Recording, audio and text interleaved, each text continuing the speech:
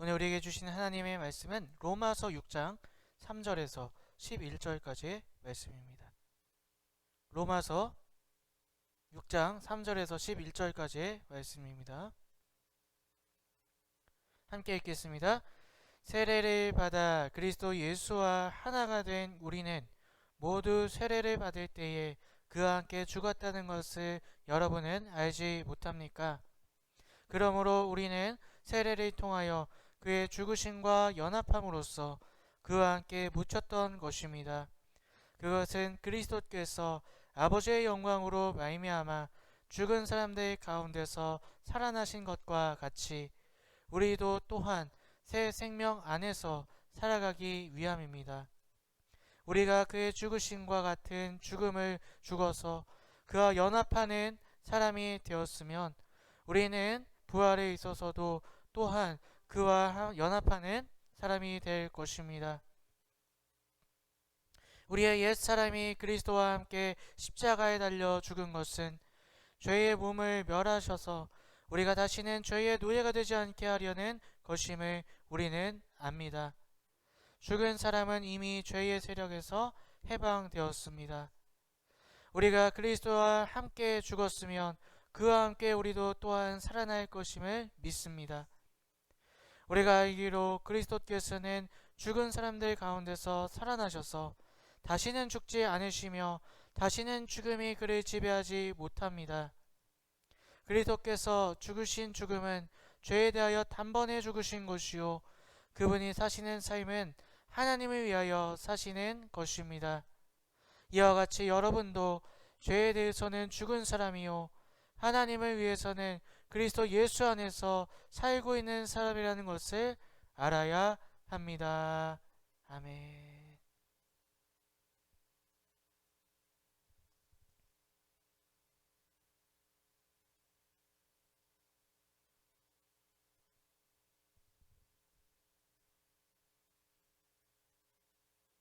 오늘 부활절 아침 각자의 자리에서 또 이 자리에 함께 나와서 하나님께 예배드리시는 여러분들을 주님의 이름으로 축복합니다. 오늘은 우리 그리스도인들이 가장 기뻐해야 하는 부활주일입니다. 부활주일이 어떤 주일인가요? 예수님께서 우리 죄를 대신하여 십자가에서 죽으셨다가 3일 만에 죽음을 이기시고 부활하신 날, 그날이 바로 오늘 부활주일, 부활절인 줄로 믿습니다. 여러분 기쁘십니까? 기쁘세요? 오늘 부활절이라? 예. 사실 지금 상황은 우리가 기쁘기보다는 힘들고 어렵고 답답한 상황이라 할 수 있을 것입니다. 그럼에도 불구하고 우리는 오늘 이 날을 기뻐해야 할 줄로 믿습니다. 왜 그럴까요?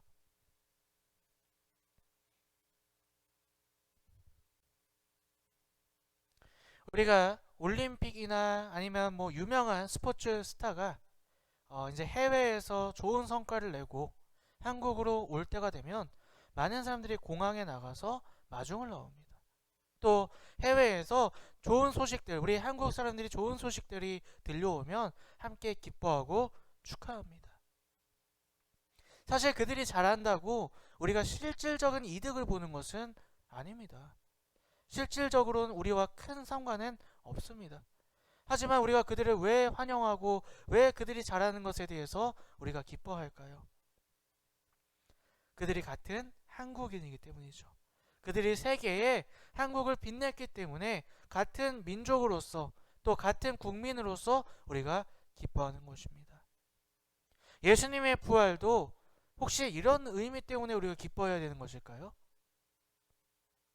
내가 믿는 신이 죽었다 살아났기 때문에, 또 다른 종교들보다 내가 믿는 신이 더 대단한 것 같으니까, 같은 종교에 속한 사람으로서 우리가 기뻐해야 되는 걸까요? 그런 상징적인 기쁨을 우리가 기뻐해야 되는 것일까요? 결코 그렇지 않습니다. 오늘 부활절, 우리가 예수님의 부활하심을 기뻐해야 하는 이유는 절대로 상징적인 기쁨이 아니라는 거예요. 예수님이 부활하셨으니까 예수님 좋겠네, 예수님 좋은 일 하셨네, 그래서 우리가 기뻐하는 것이 아니라는 것입니다. 진짜 우리가 기뻐해야 되는 이유는 무엇일까요? 바울 사도는요, 고린도전서 15장에서 부활이 실제로 일어난 사실임을 사람들에게 강조하고 있습니다. 고린도전서 15장 말씀을 함께 읽어보겠습니다. 나도 전에 받은 중요한 것을 여러분에게 전해드렸습니다. 그것은 곧 그리스도께서 성경대로 우리 죄를 위하여 죽으셨다는 것과 무덤에 묻히셨다는 것과 성경대로 사흘날에 살아나셨다는 것과 개바에게 나타나시고 다음에 12 제자에게 나타나셨다고 하는 것입니다. 그 후에 그리스도께서는 한 번에 500명이 넘는 형제 자매들에게 나타나셨는데 그 가운데 더러는 세상을 떠났지만 대다수는 지금도 살아 있습니다. 다음에 야고보에게 나타나시고 그 다음에 모든 사도들에게 나타나셨습니다. 그런데 맨 나중에 다리 차지 못하여 난 자와 같은 나에게도 나타나셨습니다. 아멘.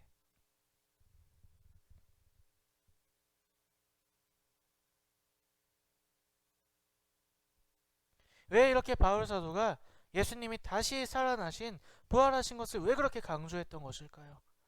그 당시에 팔레스타인의 주류 문화는요, 죽은 후에는 아무것도 없다는 그런 생각을 가지고 있었대요. 또 부활을 믿지 않는 문화가 팽배했다고 합니다. 그 시대에 그리스 철학의 영향을 받아 플라톤주의가 성행했다고 그래요. 플라톤주의가 뭡니까? 육체와 영은 따로 있고 육체가 죽을 때 영만 빠져나가서 자유로워진다. 네. 그런 걸 주장하는 것이 플라톤주의였고요. 또 에피쿠로스라는 학파가 있었는데 그들은 뭐냐? 사람은 죽으면 다 흙으로 돌아가고 아무것도 남지 않기 때문에 이 땅에서 즐겁게 살아야 된다. 그렇게 주장하는 학파가 에피쿠로스 학파였다는 것이죠. 또 유대교 종파 중에서도요, 사두개인들은 부활을 믿지 않았습니다. 이러한 문화가 팽배하니까요, 교회 안에서도 부활을 믿지 않는, 예수님의 부활을 부인하는 사람들이 있었다는 것입니다. 그래서 바울은 그러한 자들에게 부활은 실제로 일어난 사건이다, 그것을 강조하고 있는 것입니다. 왜 부활을 강조하는 것일까요? 부활은 예수님의 부활만이 아니기 때문입니다. 예수 믿는 신앙의 완성, 우리에게 주는 선물이 바로 오늘 예수님께서 부활하신 바로 이 부활절인 줄로 믿습니다. 오늘 본문에 부활의 의미를 설명하고 있습니다. 우리 3절부터 5절까지 함께 읽어보겠습니다. 세례를 받아 그리스도 예수와 하나가 된 우리는 모두 세례를 받을 때에 그와 함께 죽었다는 것을 여러분은 알지 못합니까? 그러므로 우리는 세례를 통하여 그의 죽으심과 연합함으로써 그와 함께 묻혔던 것입니다.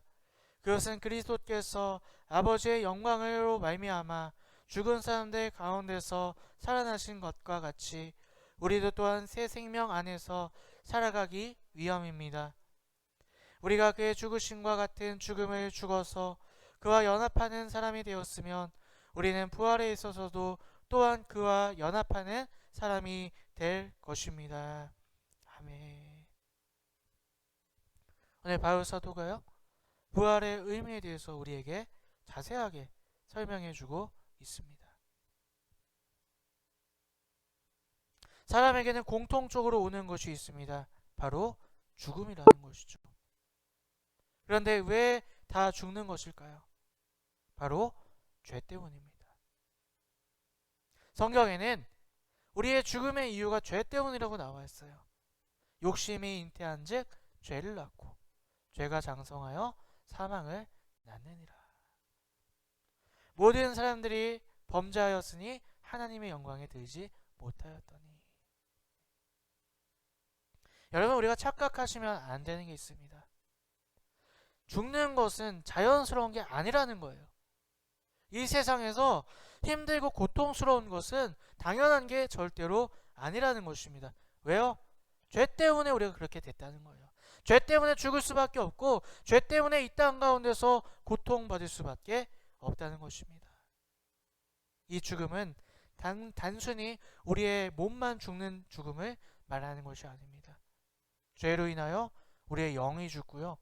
우리의 마음이 죽는다는 것이죠. 안타깝게도 누구도 죄를 안 지을 수가 없습니다. 그래서 누구나 죽을 수밖에 없다는 것입니다. 또한 그 죽음은 우리 인생의 고통과 함께 찾아옵니다.